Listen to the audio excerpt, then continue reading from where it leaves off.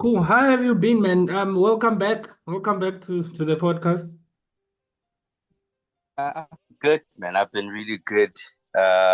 So much has happened, Hmm. and yeah, it's really good to be back. It's always good to be back. Yeah, man. I think also it's been after our conversation that we had a long conversation, you know, Yeah, like to say so much has happened throughout. And sometimes I was talking to a friend of mine and saying that sometimes when someone asks you, how are you as men, I don't know, maybe it's in our psychology or not, but we tend to give short descriptions, and it could be yeah, yeah. that we don't want to burden other people with a lot of what's going on with ourselves, or whether we True. don't know whether people are willing to listen or not, you know.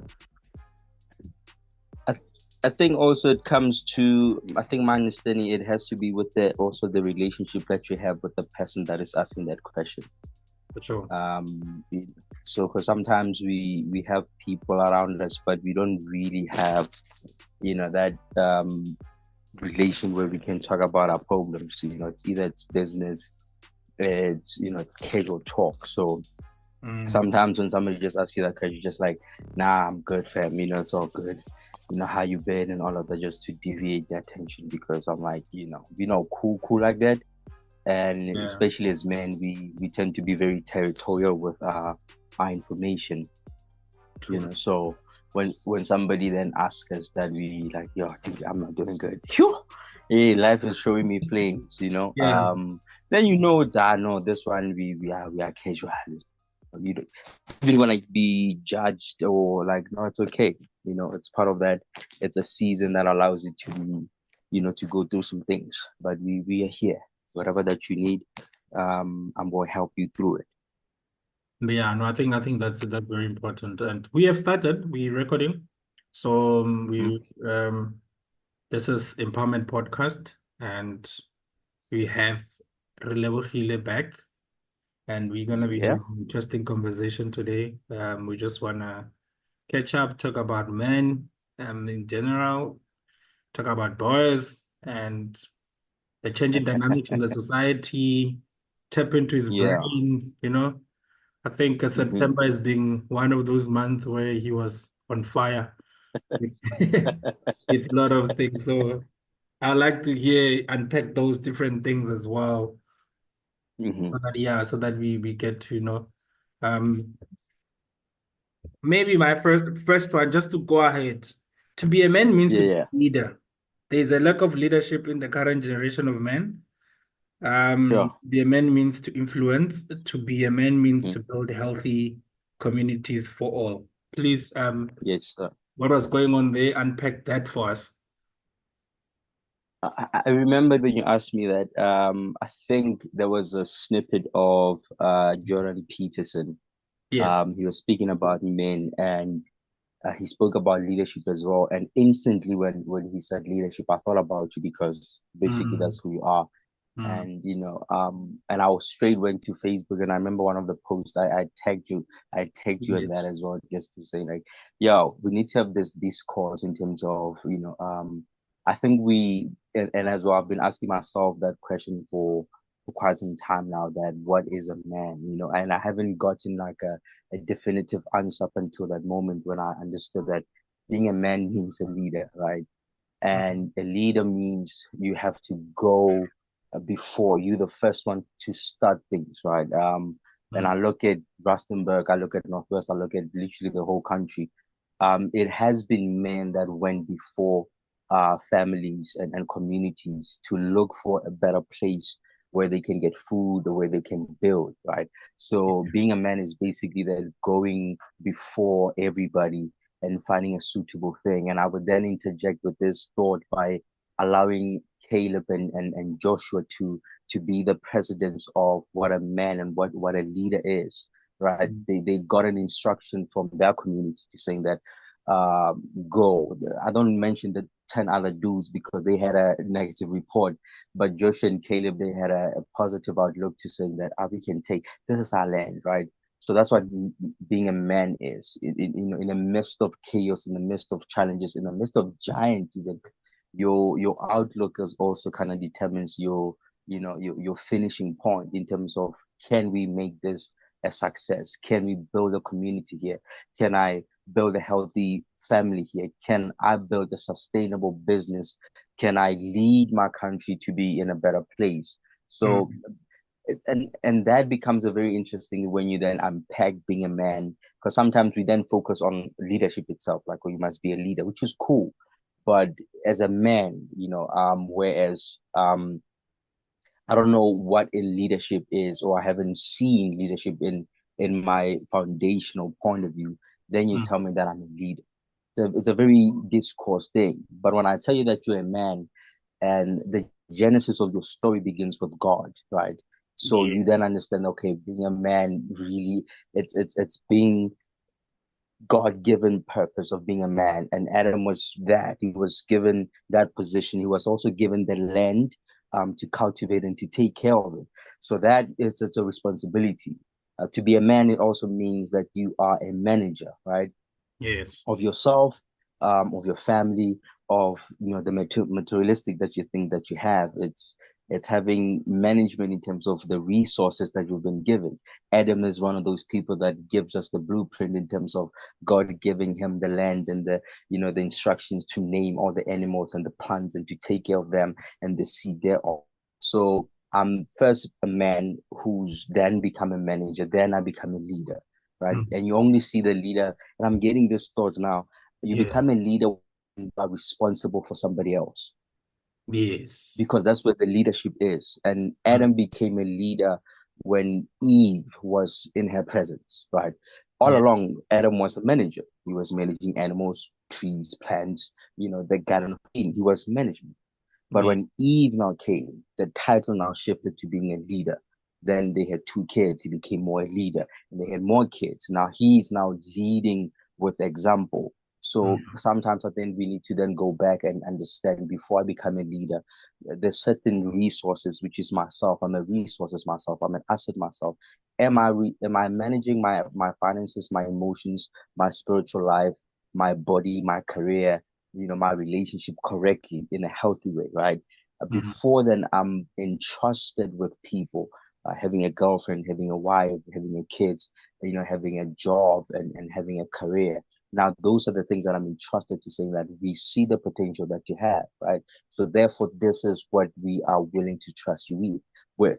So we're gonna give you this position, so that you're gonna go before other people and become creative, become manageable in that what you can. Mm. Then comes back to saying that, oh, now I'm a leader, because there's a responsibility that I've been given by taking care of this individual. Yeah. Sure. I think you unpacked a lot of, and you're giving me a lot of thoughts in that. Well, thank you for going deeper into what is a man. In what comes to my head right now is that maybe we also quick to jump to I am a leader. Yes. And we, because maybe sometimes God graced us and we get resources earlier in our lives, and then Mm, because we custodian of those resources, and then we suddenly we call ourselves with the responsibility of those resources, but we fail to define who you are as a man first, you know, mm, before the responsibilities attached to you in terms of leading certain, managing certain things, resources, and many other things. But what is your God calling for you as a man? And because mhm. I feel like the leaders then attach responsibilities, they attach followers, they attach many other things that need to be, they attach you having to live out that leadership, and Yeah, then yeah, so that and also the results of you being a leader, we see it on the people that you follow, you lead, and yeah, and yeah. follows you as well. So, but we need to define you as a person, to say, I'm a man, I'm called for this. What is a man Mhm, in, in terms of what God has defined men to be? Then mm, the expression of the different facets of us that God has bestowed in us then becomes all the different namings, that attach to 100%. men. Yeah, that attach to men. and the responsibilities. So I think that's an important conversation to have. Looking at as well in our modern society as well, that there seem to be a lack of what is a man definition, yeah, because you like, okay, men are becoming certain things, men are want to become women, men want to do other things. So it's all of Yeah. those confusion that now a young boy, how do you then tell him to say, you are a fully human being who is a man, who is Mm, valuable, who's got the wisdom, who's got all these things that God has bestowed before you mhm, go and even lead something else, whether it fails or succeed, that alone doesn't mm, define you being a man. It could have been that you try to test out and lead something and it fails, and but it still doesn't move away from you being a man. It was an 100%. Yeah. expression of a resource of a skill or an whatever that has been bestowed in you that you wanted to exercise, or your leadership, and maybe it hasn't worked out at that time. But I think there's a Mm, need, like you say. Um, do you think maybe the definition of a man has changed over time in terms of our in the context of our society, in the context of cultural definitions of a man as well? Do you think the definition of a man has changed, or we have moved away from what God is calling us as men to be, and we have defined it for yeah. ourselves? I like the latter one. We have moved away from what God has called us because I don't think the definition has changed. It's more of we have moved as a society, we have moved from Mm, focusing on the man and now focused on the woman and the girl child, which is okay and understand the transition thereof. But we then have this unbiased expectation that we have moved from building boys to become young adults and become men, but yet we have certain expectation in that regard to saying that in this modern time we don't really focus on men, but yet we expect them to be traditional men, right? We expect them to be providers, we expect them to protect us, we expect them to um give us wisdom and lead us, right? mm, But yet you have shifted your focus from monetary value, from capacity building, from the resources thereof to empower women and the girl child. mm, Yet you have this boy left.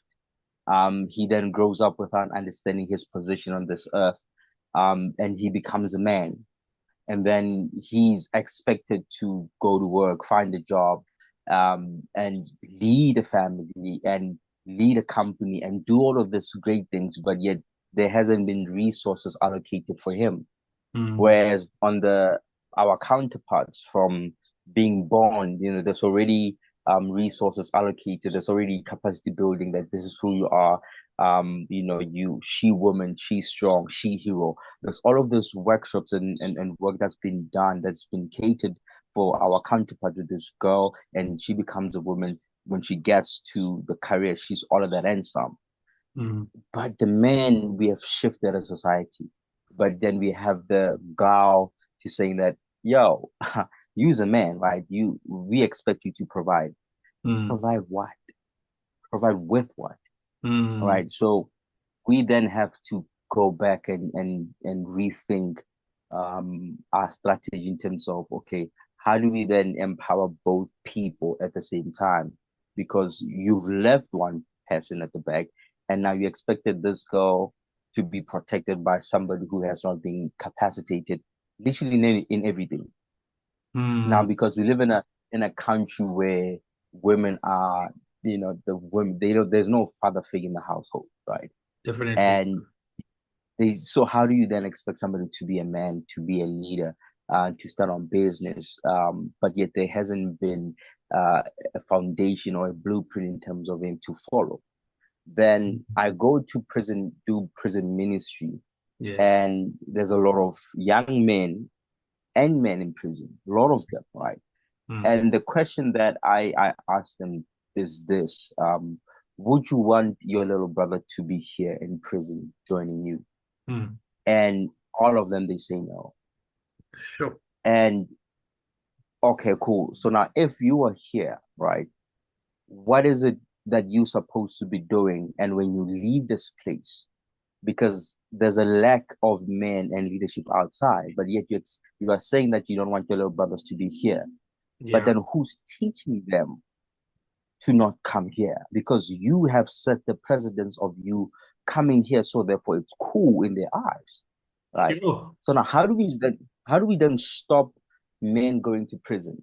Mm. It can be us outside. That I can tell you. We will try, but it's the one that have been in the inside that has to then teach the other ones outside. And you have to start with your family. Yeah. And when I talk with them, it's this. I'm one. My message is simple to them to say that, bro, you have left your God-given position, right? Mm. You were entrusted to be in your family, to be Yes. an uncle, to be a father, to be a little brother. You were entrusted to be, God chose you to be in that family, but you neglected your position by doing mistakes, by choosing to do something else that put you behind bars. But Yeah. yet now who's protecting your family? Because there's somebody like you who thinks like you, because your household is not protected, it's not being led because of lack of your presence. So Yeah. what do you think should happen in your absence? Mm. Now, women are then tasked to take position that they're not supposed to take. Now Yeah. we have a generation that say that, oh, I'm a father and a woman or a mother to a boy child. Like, no, you're not. But Mm. that has been that for the last decades and 20 years, to saying that women have said this every single time on his Father's Day, I'm your father. You cannot be a father. But Mm. because the delulu that we have allowed, and we as men as well have kept quiet, to saying that women have taken the role to be, playing both parties, and also trying to protect, the main figure or the father, so Mm. that the child might grow up without being, seeing some type of way, which is a wrong thing. But because we as well as men who, I think there's a lack of, and I'm reminded, and I told you about this earlier on, that Yes. Yes. as I was thinking about it, Gideon popped into my mind, and I looked at how Gideon was just just a little dude doing his thing. He was just tending to the fish, tending to the garden, and all. He wasn't thinking of him being a leader. Yes. His thing was, I'm a follower. This is my job. I'm doing my job, right? I'm in the Mm. fields. That's what I do. Now God comes through and say, yo, you need to step up and save your people. And Gideon, like, hold up, Mm. with what? What are you saying? Because he needed confirmations to saying that, nah, this is not you. He's talking from an insecurity point of view. He's talking from, Yes. I've never seen anybody that leads, right? There's never been somebody that I've seen that I can formulate or look at the blueprint or to follow to be a leader. So God, you got the wrong one. And he asked, and he tasked the angel of God to do certain things for to make sure that it's him, right? Yes. And similar with us in the modern generation, that they've cast us to be leaders. I'm like, with what though? You know, there's no capacity building, there's no resource. It's just me, myself, and I. And I'm expected Mm. to be the greatest father because of the previous generation that failed to model what a father is. I'm Yeah. expected to lead a group of people, whereas I've never seen or somebody taking me by my hand, because there has been a lack of mentorship in the country, right? So how am I expected to do that? The church hasn't put me in position to be able to lead as well. So that's a bit of a problem. There hasn't been much workshops that I can go and learn in terms of how to communicate. And we started off by saying, as men, we hardly express in terms of what's happening, because I have not been taught communication. I do not know how to communicate my thoughts and my emotions Mm. clearly, so that somebody can understand where I'm at. So now I'm supposed to be taking a position in a career, like you're supposed to lead a team. Ooh. Sir, what are y'all saying? Right? I do not Mm. know how to communicate. So therefore, the only thing that I will communicate is, I'm gonna communicate from the position of lack, which is, I don't know nothing. Now you're boss, so therefore you're gonna do what I need to do, because that's what I think a boss should do. And we don't give too much grace to the people that don't know because they've never been taught or never been mentored or even attended a workshop in terms of how to, how to make a decision making. It's not about you, yourself, and I. It's about including everybody to saying that, okay, as a family, this is the direction that we're going. There's no family meeting. I don't know if there should be a family meeting. How do I structure a family meeting? Now, how do I then take the same thing and go to a job and say, there's a team that I'm supposed to lead? So that's a bit of a burdensome, right? Gideon feels the Mm. same thing, that he's been tasked to lead a group of men Yes. so that they get to war. With what resources, right? And you then see the transition to saying that to be a man, it doesn't necessarily mean that you need to have money, you need to have the career. You also need the spirit of God in your life. You also need the God element in your life to be able to do the things that you need to do, because you cannot do this life outside God. We try, right? We have Mm. all the money, and money leads us to having a lot of women and doing Many horrendous other things. things, Yeah.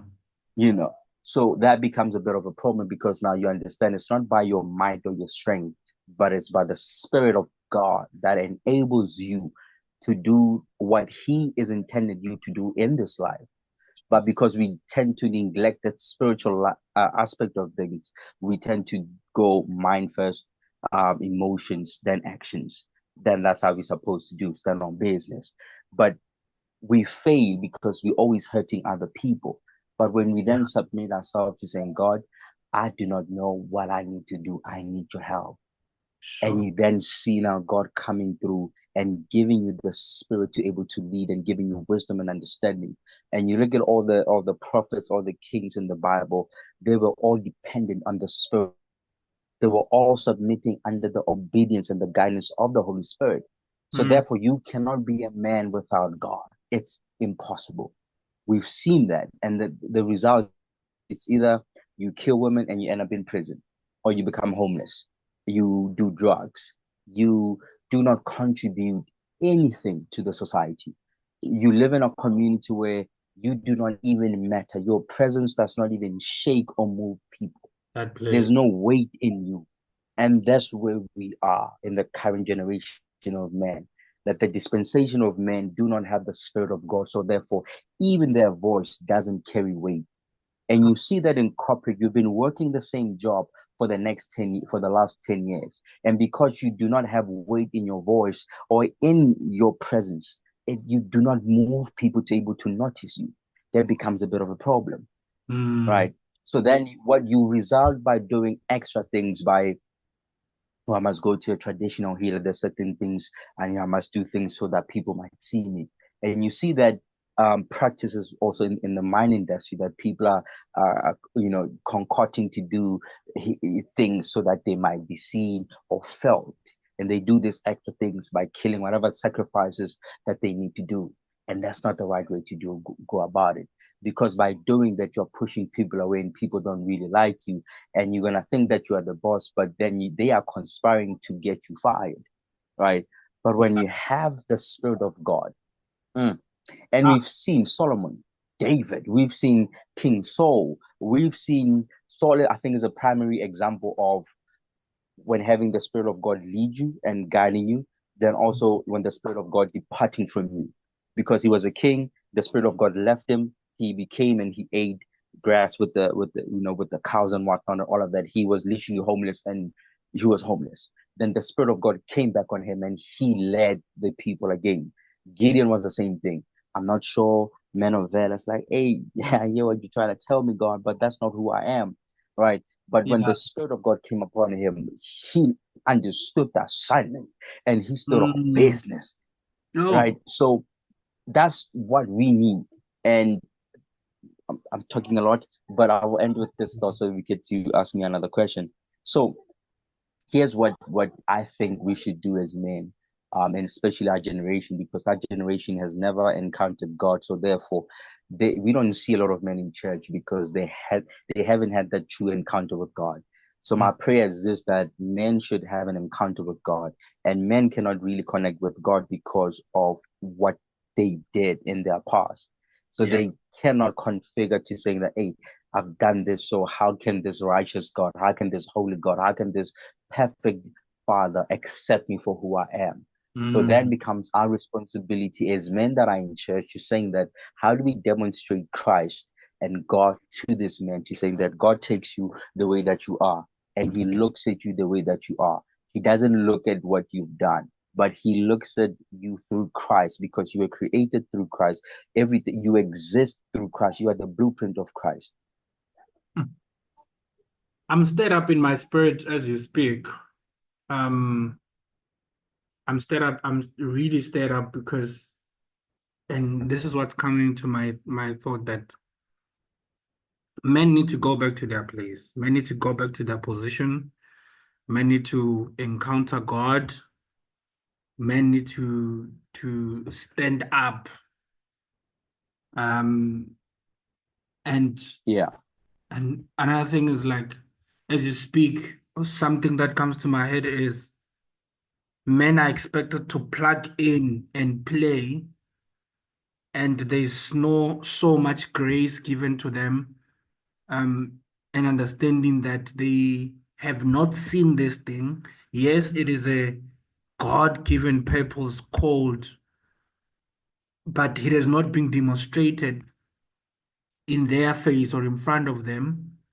And now they are expected to plug in and play and do it to Mm, perfection, which when they don't do, it comes with a lot of repercussions and consequences that they suffer through that. They mhm, lose things, they lose families, they lose many other things because they are expected to plug and play into this perfect thing that they've not encountered the perfect one who has created them to exercise that perfect thing, being a husband, being a partner, being main leader, being all those different things. And man needs to go back to encounter mm, God so that they're able to moving into the position. And the society has not been so much kind to mhm, allow them to say, you know how much backgrounds shapes us as boys, and what we mm, see is what we do mostly, and what we consume becomes us. Later on, it plays in our relationships, in our marriages, and many other things. And then if we are not given the grace to recognize and unlearn and relearn, it mhm. leads to worse the consequences, that we lose so much, like you had elaborated. And I feel men need to go back to their place. Like you said, my prayer is that men find their position again, Yeah. and we then, like you said, our responsibility as a man in the church is then now to communicate to a man, not, and which is another conversation I've always felt that I never challenged it myself, but I wish I would have challenged it when it happens, when Yeah. when there's conversation around marriages and all that. They don't advise men. They will then advise men to say, get your things together before you get married. And my context is like, then are you saying I must be a certain, and the things is not even get your purpose first, get your Oof. come to the center of who you are first, because out of that center and out of that knowing of you as a man, then comes out ideas, comes out how leadership, comes out how to lead a family, comes out all many other things. When you are in tune and know and in tune with your real purpose of who you are, then you'll be able to Mm, exude that, because your resources, you as a person, and your resources, your wisdom, your leadership, your resource is all those things that comes inside of you before the external stuff that you can acquire, because you can yeah. acquire them and not be able to manage them, Oof. and you Very lose true. them very easy. And when we advise young men, we don't tell them that find you. Mm, You know, mm, we tell them mm, acquire external resources. We don't say find the internal you that will be your antenna to attract even those external resources That will be the wisdom that you carry inside of you that will be able to lead this woman, will be able to lead this mm, family, will be able to lead in the corporate and many other marketplaces where you are placed. But we run and chase, and advices we give young men, for me, it's a fallacy one, because we don't tell them to unlearn bad habits and many other things to sure. be a human being of purpose. Like you said, you walk in a society and nobody cares whether you are back or not. Nothing moves, Mm, whether you left or you didn't leave. And that's not who we are called to be.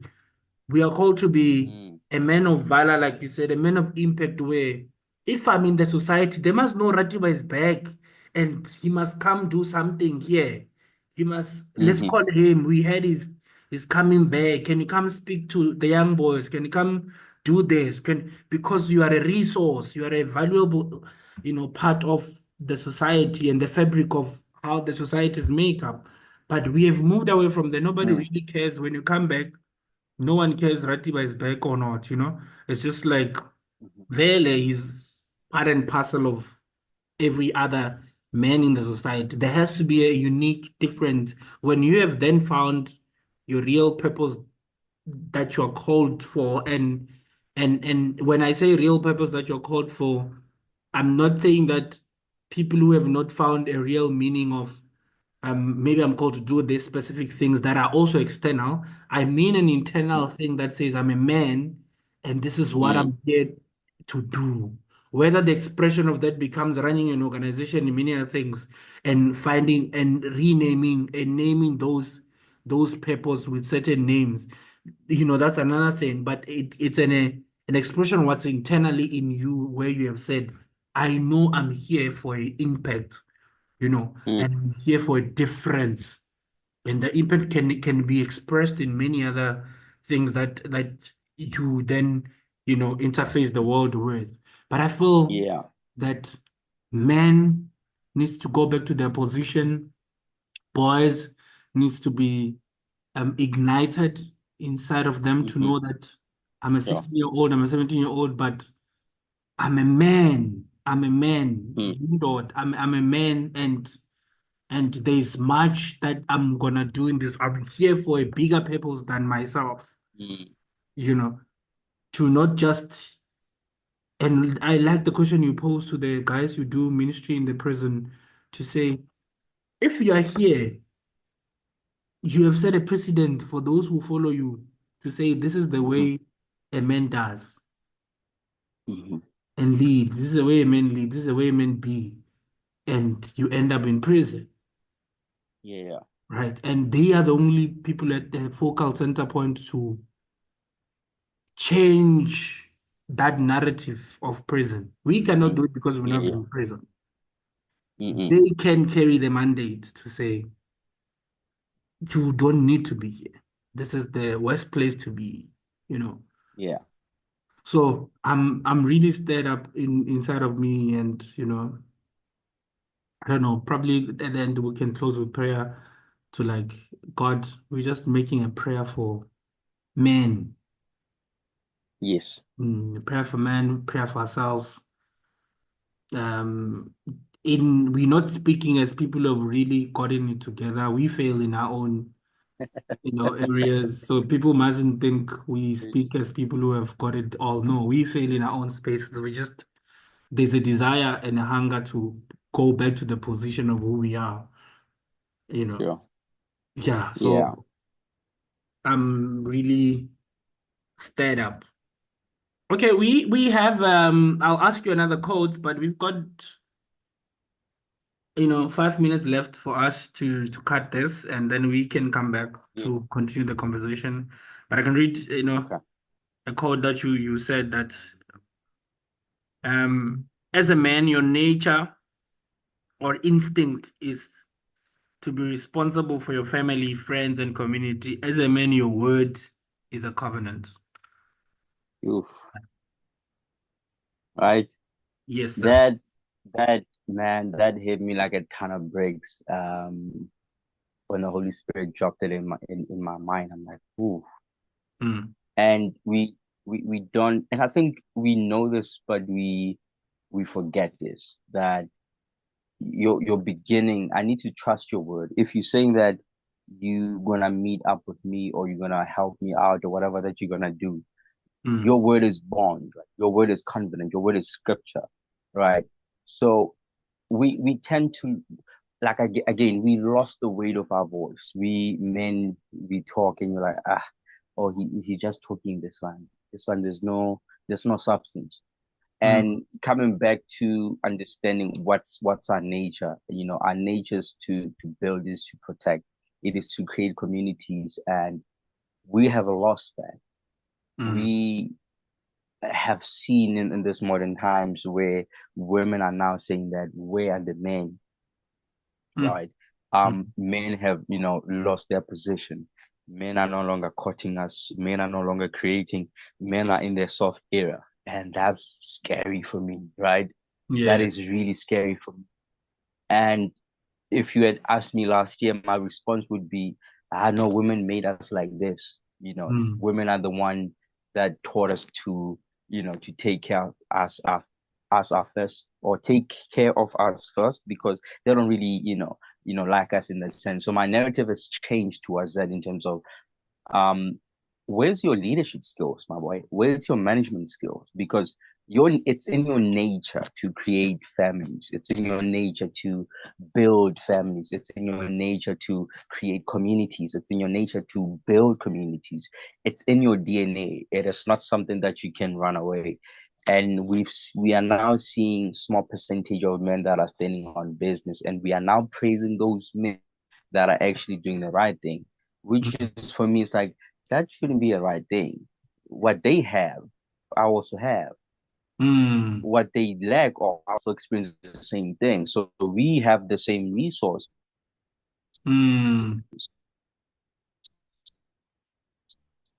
that that man does. It is just, I'm choosing not to stand on business by creating families or building families or creating communities, not even building. It's in your nature. You cannot run away from that. When you run away, that's also you deciding that you do not want to do that. So we also have to acknowledge that you made a choice by running away, right? And I know there's many factors that are contributing to that. I really know. You were not ready to be a father. You were not ready to be I understand that. So somebody pressured you or tricked you to be a father, right? But in terms of being a nation builder, that's part of who we are. That's part of our nature. All the society, the civilization has really taught us that we are the one that builds, right? And I'm reminding of something I saw on TikTok. This woman asked this question, and she said, she was looking at the buildings that men did, and said men used to do this, and and she said, what are the current men doing? I'm like, no, the disrespect that is, the disrespect that is in that. And when you look at, it's gonna try now. Is it gonna cut us now, or Yeah, less than 1 minute. Okay, continue we can come back and carry on from the TikTok video. that thought process? Yeah, Okay. as soon as it cuts, and then we can hop in on the same link. Is it seconds? Empowerment Podcast. Inspire, equip, and empower.